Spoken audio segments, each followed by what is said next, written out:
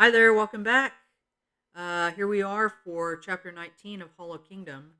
When we left ST, he and Dennis had just successfully rescued Cinnamon, where she was trapped inside her house. And so now there's three. So here we go.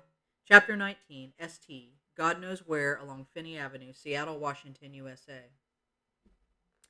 We had set off, the three of us, determined to find the other Dennises and Cinnamons and STs, the survivors. Telephone poles lay collapsed on their sides in the middle of Finney Avenue, their wires twisted like discarded dental floss. An electronics repair shop had been ransacked and gutted, hit at one point by a hurricane of searching mofos.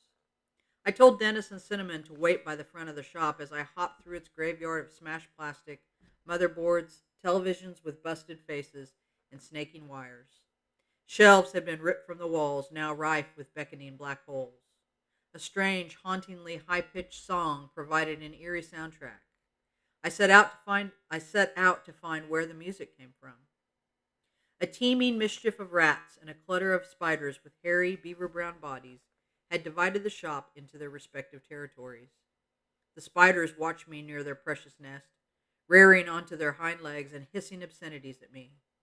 The female one was particularly vicious, vowing that if I took one more step closer, she would bind, gag, and torture my entire family with her infrangible silks. The rats were quick to assess that I wasn't a threat, continuing with their avid grooming. They're massively anal about personal hygiene. While some convened for a meeting about plans to create a network of tunnels they were calling the real Seattle Underground.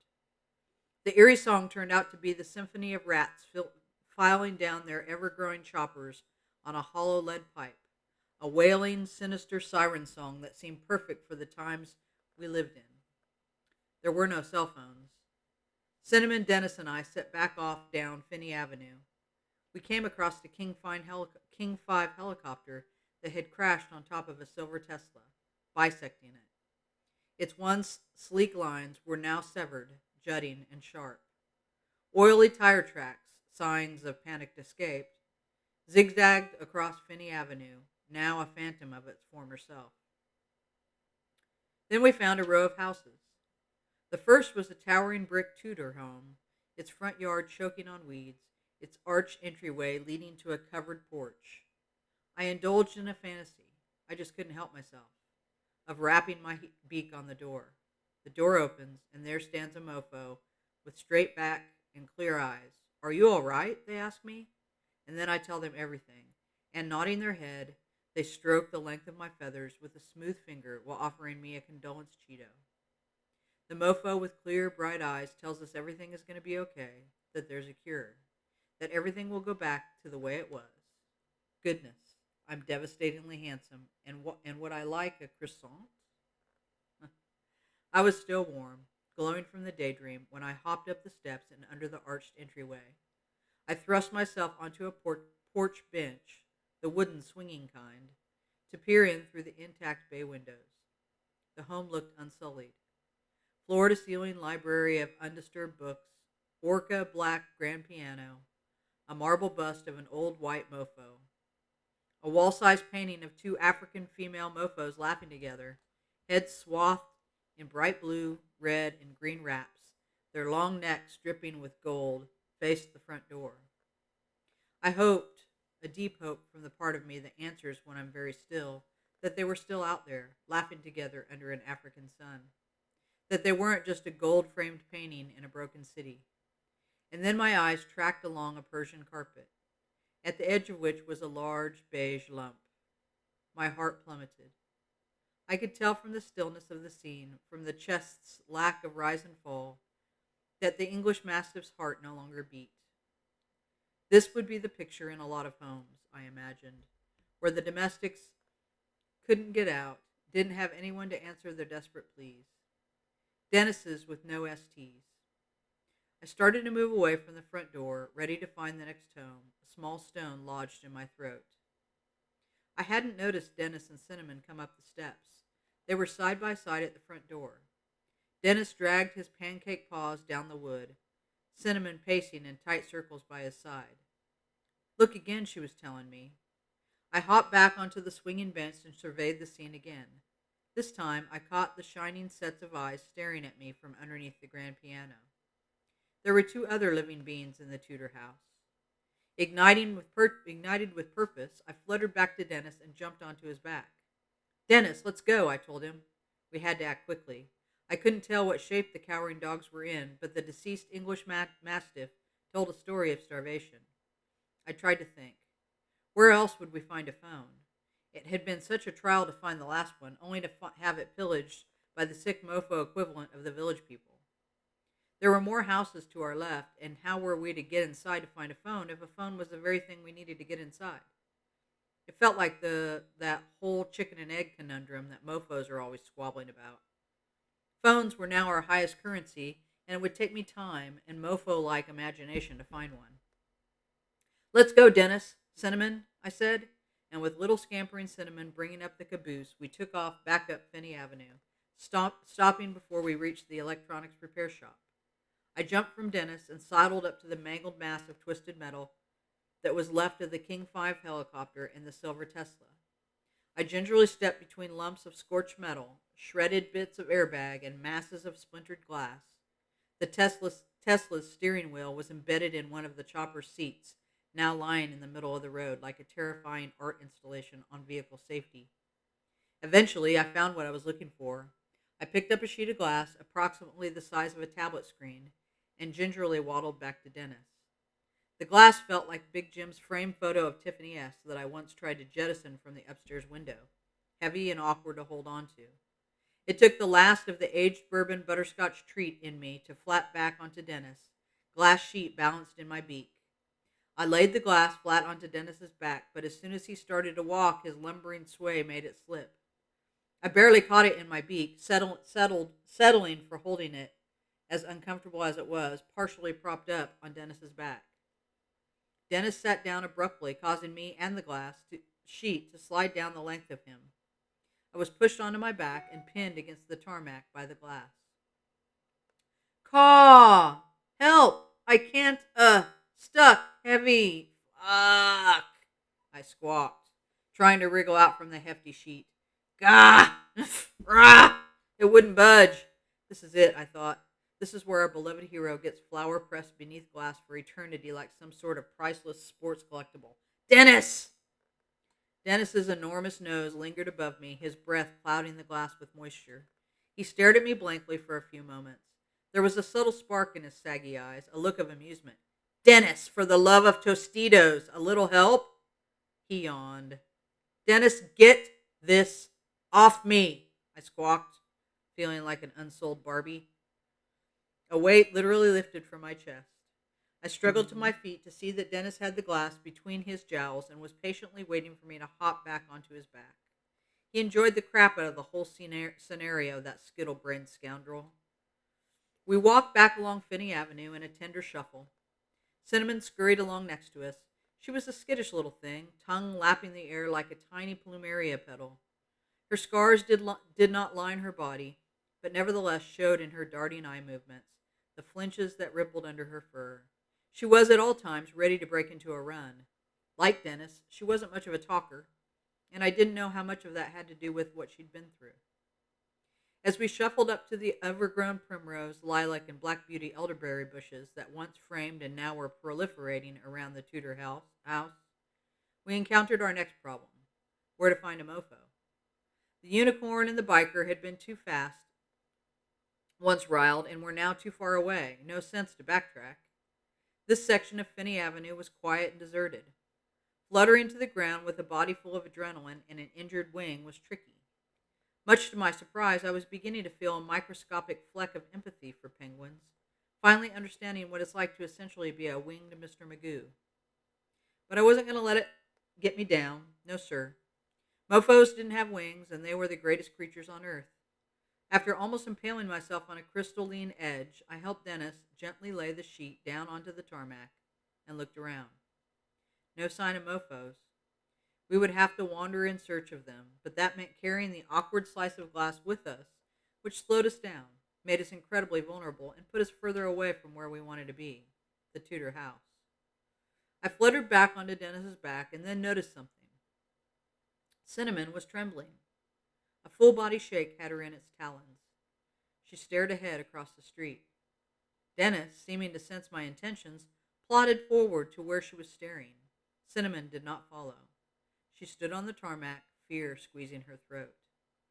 "What is it, Cinnamon?" I asked with a head cock. "There. They're right there."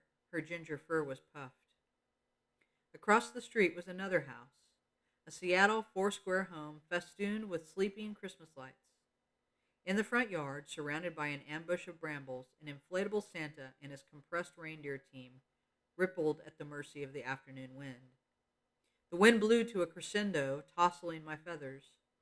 I looked up at pregnant, darkening clouds that converged overhead. A syrupy smell of anticipation filled the air. The grass was anxiously waiting the rain, its thirst palpable. Dennis's careful lumber slowed.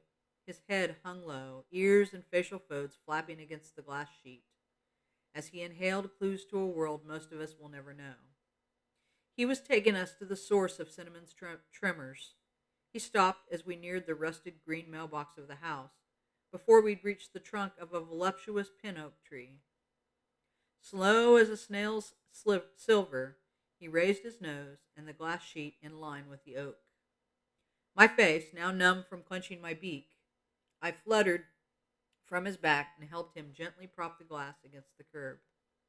A sharp blast of wind lifted me off my feet. I flapped hard to lower back to the tarmac, a jolt of pain streaking up my wing. The ringing quiet of it all bothered me.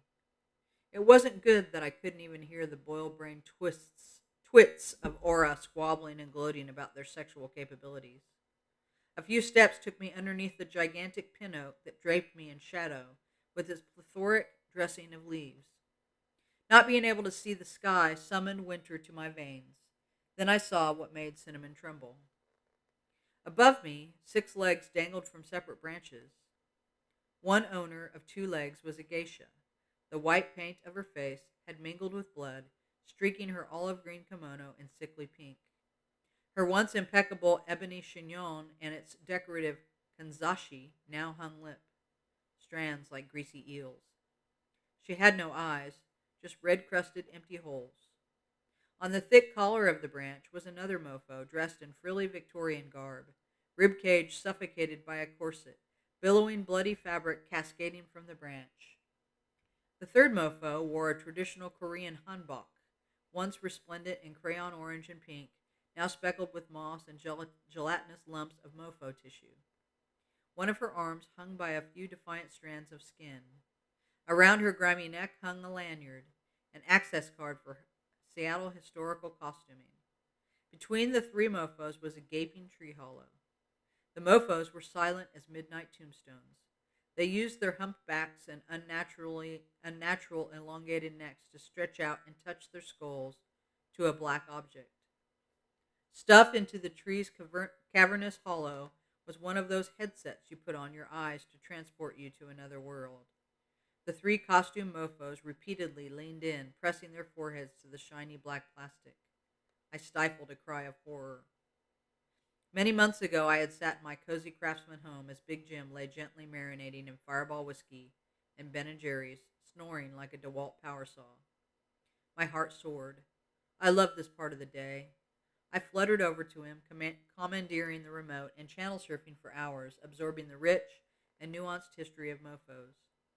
I learned about the Maasai tribe of Africa with their elongated earlobes and ability to speak Ma, English, and Swahili. I learned of the Alaskan Inuit, the Aikenhead clan, and the Kwaka Waka Waka tribe, how the young Brazilian Sautere Mawe mofos dipped their hands into a woven basket of fire ants for 11 hours to show their bravery.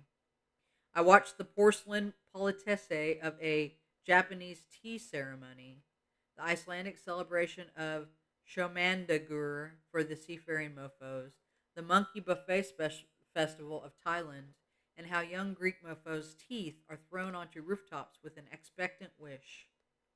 These were all ways to paint a life, customs to celebrate the phenomenal gift of living. I'd been so mesmerized, my heart as light as the barbs of a semi-plume, thinking of how a mofo was capable of carving out the world to be anything they wished. and here sat three representatives of Mofo's rich history, rotting in the boughs of an oak. I was witnessing the slow extermination of Mofo history and culture, and it was absolutely devastating. But no damn time to wallow. I had to appreciate the opportunity presented, no matter how gory and tragic, how much a cesspool of heinous fuckery. This wasn't going to be easy. I shuffled back to Dennis in the glass, emitting a series of clicks to let Dennis know it was time. Grasping the crystalline sheet in my beak, I thrust myself onto Dennis's back, propping the sheet upright. Dennis made several careful paw placements to inch us forward until we were almost underneath the pin oak and the three sinister swaying dresses. I tilted the sheet to allow it to catch any light, and most importantly, attention. My heart thundered. Another cold snap puffed our fur and feathers. The mofos persisted with their disturbed undulating above our heads, focused on the headset. A nervous whistle freed itself from Dennis's nose. Readjusting my grip and the angle of the glass sheet, I projected a tiny light ray onto the oak tree. Lowering the glass, I navigated the little white ray, forcing it to dance up the tree and onto the coiled fabric of the kimono. Steady. The ray fluttered up the olive green fabric, up its desecrated embroidered chrysanthemums, and onto the glaucous skin of the mofo's face. It lit up the vandalized holes of her eyes. Dennis flinched. She didn't move. I carefully flew the ray across the oak's branch and onto the face of the Victorian mofo. My breath hitched as the ray lit up her crimson eye. Dennis braced. I fluttered my wings, driving my claws into his back, holding on tight. And then nothing. The mofos didn't move. They weren't swayed by the light or the sheen of glass. Frustration billowed in my chest. Why weren't they interested in the glass, the movement? Why were the mofos all exhibiting such unpredictable behavior? Remembering that I promised myself not to focus on limitations, I set to thinking. An idea struck me, though I wasn't sure I could pull it off. But then I heard Big Jim's booming voice echoing through time. Big Jim would often channel the advice of superstar quarterback of his beloved Seattle Seahawks, Russell Wilson, long before he probably became hippo food. Always persevere, always have a great perspective, and always have a great purpose in your life. He would often follow this with another Russellism. Why not me? Buoyed by the good memories and positive words, I swallowed and silently repeated the mantra. Why not me? I could do this. Flooding my mind with the memory of a sound, I opened my beak wide, and from deep down in my throat, I let out the noise. Against all odds, having never recreated it before, I did the world's most flawless rendition of an iPhone text message alert. Ding ding! The mofos snapped their necks down toward us in unison. 4 eyes and 2 red holes lasered in on us. Time evaporated. Suddenly, mofos were scampering across the oak branches, a heinous low whine piercing the air. Let's go, Dennis! I screeched. But Dennis had already taken off, dropping from the curb and onto the tarmac to cross Finney Avenue. Ahead, Cinnamon darted into an elderberry bush. The mofos were on all fours in a breakneck arachnid run, gaining on us by the second. They were faster, more agile than the other mofos, dresses ripping as they thundered across Finney Avenue. Dennis was in a panic, running for our lives, bouncing me up and down on his back. The glass started to slip, and I couldn't hold on with the jostling and bumping, but we were nearing the windows of the Tudor house, and I had to. My beak aching, Dennis shot up the stairs to the porch, the glass sheet slipping off his back. I held on tight, the weight of glass pulling me from Dennis, and suddenly Dennis was running alongside the swinging porch, and I leapt into the air with the glass in my beak. The mofos jumped, hurling themselves into the air with me, horrible yellow and brown fingernails reaching out for me, for what I was carrying. They burst through the bay windows, launching me into a meteor shower of glass. I hit the wooden floors, rolling into a series of tumbles. I lifted my wing to shield myself from the raining shards. Raising my beak, I found myself face to face with the mastiff's carcass, skin and deep valleys between its mountainous bones. Its tongue slipped out onto the floor, a fate I didn't want to share. One sonorous bark from Dennis didn't need interpretation. He was telling me to get the hell out of there. I hobbled back toward the bay windows, fluttering over a sea of sparkling glass, and then, just then, 2 brown bodies hurtled past me, leaping to freedom through the gaping windows. Behind me, the 3 mofos were on all fours, their faces close to the ground. Horrible, wheezy, snuffling sounds choked the silence as they hunted, sniffing as if truffle hogs.